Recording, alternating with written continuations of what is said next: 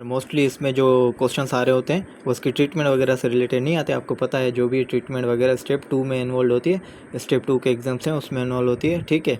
Normal जो pathology वगैरह के एग्ज़ाम्स है जो यूनिवर्सिटीज़ में हो रहे होते हैं, या स्टेप 1 में जो एग्ज़ाम है उसमें ट्रीटमेंट वगैरह का इतना डिस्कस नहीं करता, पैथोलॉजी को डिस्कस किया जाता है। तो ठीक है, आपको ये केस दिया हुआ होगा, आपको लेबोरेटरी जो है फाइंडिंग्स दी हुई होगी और आपको ये आईटीपी को डायग्नोस करना होता होगा, सही है।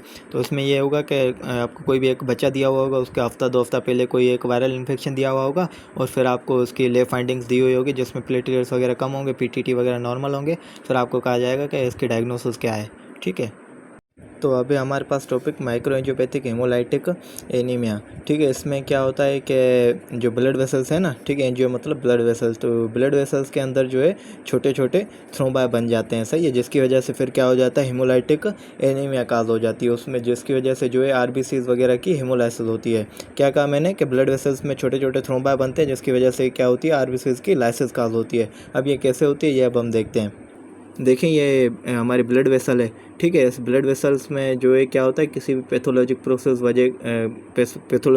वगैरह की वजह से, जो अब हम आगे पढ़ेंगे उसमें क्या होता है, बॉडी में ब्लड वेसल्स में छोटे छोटे ऐसे थ्रोम्बा बन जाते हैं, ठीक है। माइक्रो थ्रोम्बा मतलब क्लोट बन जाते हैं, ठीक है। तो ऐसे छोटे छोटे माइक्रो थ्रोम्बा बन जाते हैं। अब ये क्या करते हैं, इसमें आपको पता है ब्लड वेसल के अंदर आरबीसी तो वैसे पड़े होते हैं, जैसे ही आरबीसी यहाँ से गुजरने की कोशिश करते हैं ना इस थ्रोम्बा से, ठीक है, तो वे क्या करते हैं, वो लाइसिस हो जाती है उनकी, वो टूट जाते हैं, ठीक है। फिर उनकी जो है शेप क्या हो जाती है, चेंज हो जाती है। वो क्यों होती है, क्योंकि जैसे ही यहाँ पे थ्रोम्बा पड़े आरबीसी यहाँ से गुजरने की कोशिश करते हैं, तो उसको गुजरने की कोशिश की वजह से क्या करते हैं, टूट जाते हैं और ये शिस्टोसाइट बना देते हैं, ठीक है। ये शिस्टोसाइट के मैं आपको तस्वीर दिखाता हूँ, ठीक है। तो ये है शिस्टोसाइट, इन्हें हेलमेट सेल भी कहते हैं। ये याद रखें तभी बनता है जब भी कोई भी हमारा आरबीसी जो है माइक्रोथ्रोम्बाई से गुजरने की कोशिश करता है, तो उसकी वजह से ये टूट जाता है और हेमोलाइसिस काज होती है, जिसकी वजह से क्या हो जाता है, हमारा शिस्टोसाइट हमें दिखने पर मिलता है ब्लड स्मेयर में।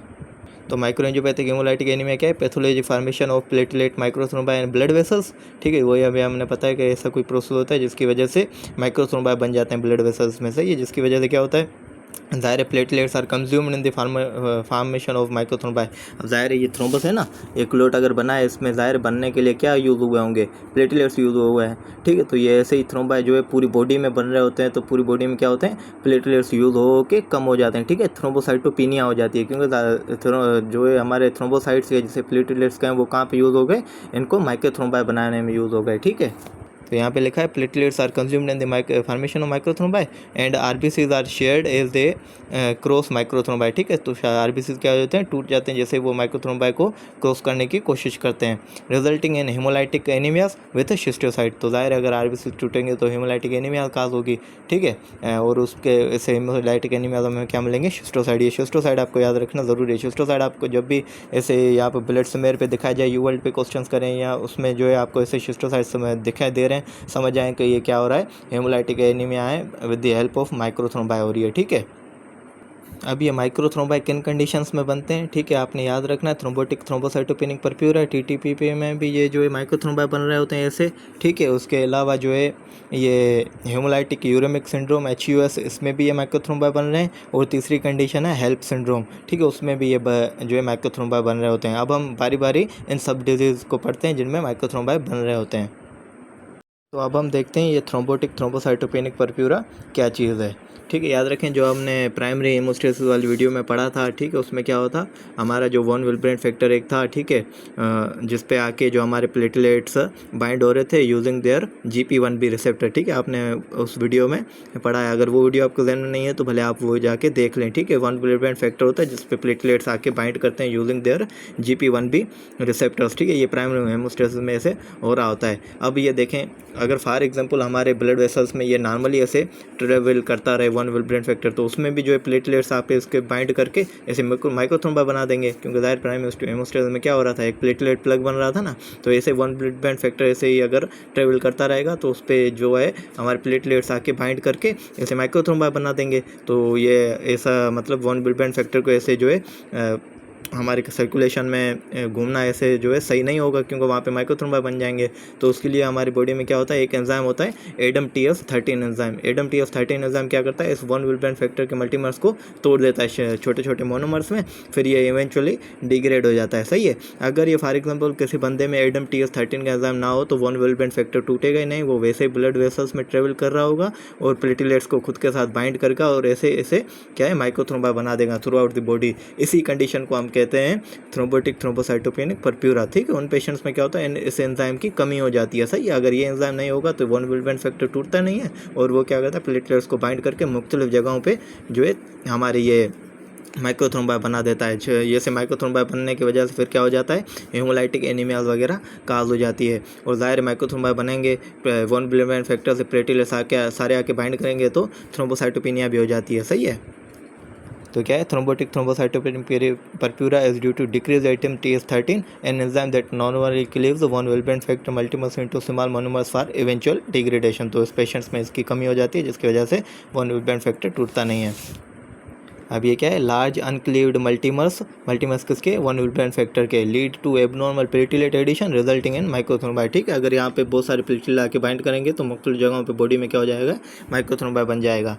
अब ये ADAMTS13 का जो लेवल कम क्यों होता है, ये एक ऑटो एंटीबॉडी की वजह से होता है। ठीक है। समझे, ऑटोइम्यून डिजीज़ की वजह से ये क्या होता है, ADAMTS13 एंजाइम का लेवल डिक्रीज हो जाता है। और मैंने आपको कहा है जो भी ऑटोइम्यून डिजीज़ होते हैं मोस्टली किस में कॉमन होती हैं, फीमेल्स और चाइल्ड बियरिंग एज। तो decrease ADAMTS13 usually due to acquired autoantibody most commonly seen in adult females. ठीक है। तो अभी हमारे पास हेमोलाइटिक यूरेमिक सिंड्रोम हमने पढ़ा था, माइक्रोथ्रोम्बा बनने के मुख्तलिफ रीजन है, जिसमें थ्रोम्बोटिक थ्रोम्बोसाइटोपेनिक परप्यूरा था एक, और दूसरा हेमोलाइटिक यूरेमिक सिंड्रोम में भी ये माइक्रोथ्रोम्बा बन रहे थे। अब हम देखते हैं हेमोलाइटिक यूरेमिक सिंड्रोम को। तो हेमोलाइटिक यूरेमिक सिंड्रोम कब होगा, जब हमारा एंडोथेलियल डैमेज हो with the help of drugs या इन्फेक्शन। अब आपको पता है कि हमारी जो भी ब्लड वेसल्स होती हैं वो लाइंड बाय एंडोथेलियल सेल्स होती हैं। सही है। और एंडोथेलियल सेल्स के नीचे क्या होता है, सब एंडोथेलियल कोलेजन वगैरह ये सारी चीज़ें पड़ी होती हैं। ठीक है। अगर फॉर एग्जाम्पल किसी वजह से कोई इन्फेक्शन हो या कोई ऐसे हम ड्रग्स वगैरह ले रहे हो जो कि क्या करें, वो ड्रग्स या इन्फेक्शन क्या करें, हमारे इस एंडोथेलियल सेल्स को जाके डैमेज कर दें। फॉर एग्जाम्पल उसने डैमेज कर दिया। सही है। अगर यहाँ पे एंडोथेलियल सेल्स वगैरह डैमेज हो गए तो यहाँ पे इसके नीचे जो सब एंडोथेलियल कोलेजन है वो क्या हो जाएगा, एक्सपोज हो जाएगा, क्योंकि इसके एंडोथेलियल के नीचे अगर एंडोथेलियल डैमेज हो गया सब एंडोथेलियल कोलेजन जो है एक्सपोज हो जाएगा। तो आपको पता है सब एंडोथेलियल कोलेजन क्या करता है, वो प्लेटलेट्स को जाके एक्टिवेट करता है। तो जैसे सब एंडोथेलियल कोलेजन जो है एक्सपोज होगा, प्लेटलेट्स एक्टिवेट होंगे, प्लेटलेट एक्टिवेट होने की वजह से क्या हो जाएगा, माइक्रोथ्रोम्बा बन जाएगा। सही है। ऐसे मुख्तलिफ जगहों पर एंडोथेलियल डैमेज हो रहा होगा और माइक्रोथ्रोम्बा बन रहे होंगे, क्योंकि सब एंडोथेलियल कोलेजन एक्सपोज हो गया और प्लेटलेट्स को जाके उसने एक्टिवेट कर दिया। सही है। तो इस प्रोसेस को हम जो इस प्रोसेस की वजह से फिर जो डिजीज़ होती है उसे हम कहते हैं हेमोलाइटिक यूरेमिक सिंड्रोम। कब होती है, जब कोई भी ऐसी चीज़ फॉर एग्जांपल ड्रग्स या कोई इन्फेक्शन वगैरह हमारे एंडोथेलियम को डैमेज करें, सब एंडोथेलियल कोलेजन एक्सपोज हो और मुख्तलिफ जगहों पे क्या बने, हमारे माइक्रोथ्रोम्बा बनाए। ठीक हो। तो उसे कहेंगे हम हेमोलाइटिक यूरेमिक सिंड्रोम। ठीक है। तो most commonly haemolytic uraemic syndrome आप कब देखने को मिलता है, जब जो है चिल्ड्रेन को इन्फेक्शन हो विद द हेल्प ऑफ जो है ई कोलाई O157H7। ठीक है। ये क्या है, एक ई कोलाई का टाइप है O157H7। ये क्या होता है, जब भी कोई बच्चा ठीक है अंडर कुक्ड मीट खा रहा है या जो है कंटामिनेटेड मीट खा रहा है, ठीक है, आपको हिस्ट्री दी हुई होगी, ठीक है, द चाइल्ड हैड कंज्यूम्ड ठीक है अंडर कुक्ड मीट वगैरह। सही है। तो उसमें क्या होता है, ये ई कोलाई O157H7 होता है। ठीक है। तो वो क्या काज कराता है, बच्चों में ब्लडी डायरिया काज कराता है। ब्लडी डायरिया तो ठीक है ये ई कोलाई काज कराता है, पर इसका जो है ई कोलाई आपको पता है टॉक्सिन भी रिलीज़ कर रहा होता है। ठीक है। हमारे ब्लड में तो इसका एक टॉक्सिन है जिसे ई कोलाई वीरोटॉक्सिन या शिगा टॉक्सिन कहते हैं। ठीक है। फिर वो जो ये वीरोटॉक्सिन है या जिसे शिगा टॉक्सिन कहते हैं, वो जाके क्या करता है, हमारे इस पे ब्लड वेसल्स पे आके यहाँ पे एंडोथेलियम को डैमेज करता है और मुख्तलिफ जो है माइक्रोथ्रोम्बा मुख्तलिफ पार्ट्स में काज करा देता है। सही है। तो क्या हुआ, बच्चे ने जो है मोस्ट कॉमनली बच्चे ने अंडर कुक्ड मीट वगैरह खाया, ई कोलाई O157H7 जो है उसके GIT में आया, उसको ब्लडी डायरिया काज कराया। फिर कुछ दिनों के बाद जो है उसमें क्या हो गया, हेमोलाइटिक यूरेमिक सिंड्रोम उसने काज कराया। तो क्या haemolytic uraemic syndrome classically seen in children with E coli O157H7 dysentery which results from exposure to undercooked beef. और ये क्या है, ई कोलाई वीरोटॉक्सिन या जो ठीक है डायजेंट्री, तो उसने पेट में काज कर दी, पर उस वो जो टॉक्सिन रिलीज़ करता है, ठीक है, ई कोलाई वीरोटॉक्सिन जैसे शिगा टॉक्सिन कहते हैं, ठीक है, वो क्या करते हैं एंडोथेलियल सेल्स को डैमेज करता है और मुख्तलिफ किस्म के माइक्रोथ्रोम्बा बना देता है। ठीक है। मुख्तलिफ पार्ट्स में बॉडी में। और ऐसे माइक्रोथ्रोम्बा अगर बन गए तो फिर क्या काज हो जाएगा, हमारा माइक्रोएंजियोपैथिक हेमोलाइटिक एनीमिया काज हो जाएगी पेशेंट में। तो ठीक है, ब्लडी डायरिया तो होगा ही बच्चे में, उसके साथ साथ माइक्रोएंजियोपैथिक हेमोलाइटिक एनीमिया भी होगा बच्चे में।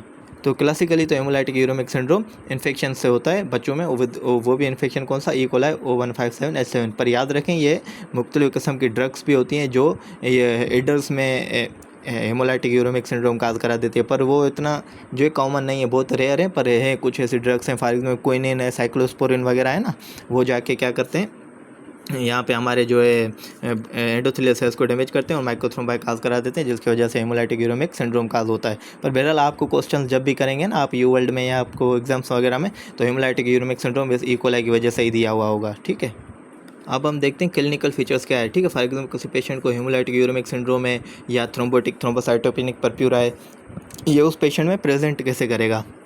सही, एक तो सबसे पहली बात, इन दोनों कंडीशंस में क्या हो रहा है, हमारे प्लेटलेट्स यूज़ हो रहे हैं माइक्रोथ्रोम्बाई बनाने में। ठीक है, तो प्लेटलेट्स जब भी कम होंगे, ठीक है, हमने पढ़ा था ना, प्लेटलेट्स जब भी या तो कम हो या उसकी क्वालिटी वगैरह कम हो जाए, तो वो हमेशा कब कैसे प्रेजेंट करेगा, with mucosal and skin bleeding. ठीक है, उसकी बॉडी में जो है मुख्तलिफ किस्म के जो है पेटाई के परप्यूरा वगैरह बन रहे होंगे और म्यूकोजल ब्लीडिंग जैसे एपिस्टेक्सिस है, मेनोरेजिया वगैरह ये हो रहा होगा। ठीक है, प्लेटलेट्स जब भी कम होंगे तो स्किन ब्लीडिंग और म्यूकोजल ब्लीडिंग होगी।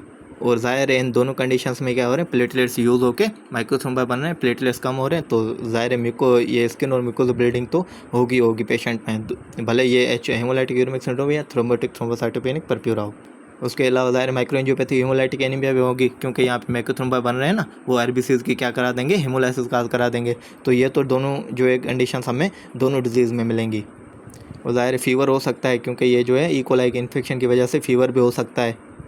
बाकी ये जो दो क्लिनिकल फीचर हैं ये आपको याद रखना ज़रूरी है। ये दो ही क्लिनिकल फीचर एक दूसरे को मतलब इन दोनों कंडीशन को एक दूसरे से डिफ्रेंशिएट कर रहे होते हैं। ठीक है, रेनल इनसफिशिएंसी मोर कॉमनली किस में होती है, हेमोलाइटिक यूरेमिक सिंड्रोम में हो रही होती है। और CNS एबनॉर्मेलिटी, ठीक है, फॉर एग्जाम्पल कन्फ्यूजन वगैरह, सीयर वगैरह, वो किस में हो रही होती है, more commonly thrombotic thrombocytopenic purpura में। तो रेनल इनसफिशिएंसी जो है हेमोलाइटिक यूरेमिक सिंड्रोम में क्यों होती है, क्योंकि यहाँ पे जो थ्रोम्बाई बन रहे हैं ना, ठीक है, ये thrombi more commonly involve the vessels of the kidney. ज़ाहिर अगर ये जो है थ्रोम्बाई अगर किडनी के वेसल्स में बनेंगे तो किडनी जो है इनसफिशिएंसी हो जाएगी। सही, इसी तरीक़े से जो CNS एबनॉर्मेलिटी जो है TTP में ज़्यादा होती है, वो वहाँ पे क्यों ज़्यादा होती है कि thrombi commonly involve the vessels of the CNS। ठीक है, तो हेमोलाइटिक यूरेमिक सिंड्रोम का आपको जो है सिनेरियो कैसे दिया हुआ होगा, फॉर एग्जाम्पल कोई बच्चा होगा, ठीक है, उसको आपको बताया होगा कि उसने जो है कुछ दिन पहले जो अंडर कुक्ड बीफ वगैरह खाया था या कुछ ऐसे मतलब कंटामिनेटेड फूड वगैरह की कोई हिस्ट्री दी हुई होगी, और आपको बताया होगा कि उसको जो है ब्लडी डायरिया, सही है, उसको हुआ था ब्लडी डायरिया ज़रूर दिया हुआ होगा हेमोलाइटिक यूरेमिक सिंड्रोम में। और कुछ दिनों के बाद उसको जो है हमने CBC वगैरह कराई तो RBCs की क्वांटिटी कम थी, क्योंकि हेमोलाइसिस वगैरह हुई है। ठीक है, और उसके अलावा जो है पेशेंट को एपिस्टेक्सिस या जो है और कोई म्यूकोजल ब्लीडिंग और स्किन ब्लीडिंग दी हुई होगी बच्चे में। और मोस्ट इंपॉर्टेंटली आपको क्या दिया हुआ होगा, रेनल इनसफिशिएंसी दिखाई होगी। फॉर रेनल इनसफिशिएंसी पता है कैसे आपको दी होगी, आपको ऐसे पता होगा, फॉर एग्जाम्पल लैब वैल्यूज़ दी हो और उसमें क्या हो क्रिएटिनिन वगैरह बढ़ा हुआ हो, या आपको बताया हुआ हो कि उसकी जो है यूरिन प्रोडक्शन वगैरह भी कम हो गई है। ठीक है, तो ऐसा सिनेरियो हो तो आप समझ जाएं, ठीक है, कोई बच्चा अंडर कुक बीफ वगैरह खाया है, ठीक है, उसको ब्लडी डायरिया थी, अब म्यूकोजल ब्लीडिंग है, हेमोलाइटिक एनीमिया वगैरह पड़ी है, रेनल इनसफिशिएंसी मतलब क्रिएटिन वगैरह बड़ा है, तो आप समझ जाएं ये किसका केस है, हेमोलाइटिक यूरेमिक सिंड्रोम का केस है।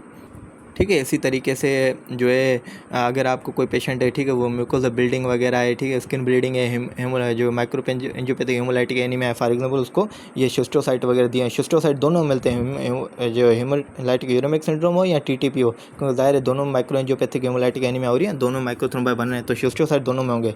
सही, फॉर एग्जाम्पल किसी पेशेंट में आपको म्यूकोजल स्किन ब्लीडिंग दी हुई है, शिस्टोसाइट वगैरह दिए हुए हैं, और उसके साथ साथ आपको बताया हो कि उस पेशेंट में जो है क्या है, कन्फ्यूजन है, सीयर वगैरह भी आपको मिल रहे हैं, या स्ट्रोक वगैरह की हिस्ट्री दी हुई है, तब आप समझ जाएं कि ये हेमोलाइटिक यूरेमिक सिंड्रोम नहीं है, थ्रोम्बोटिक थ्रोम्बोसाइटोपेनिक परप्यूरा का केस है।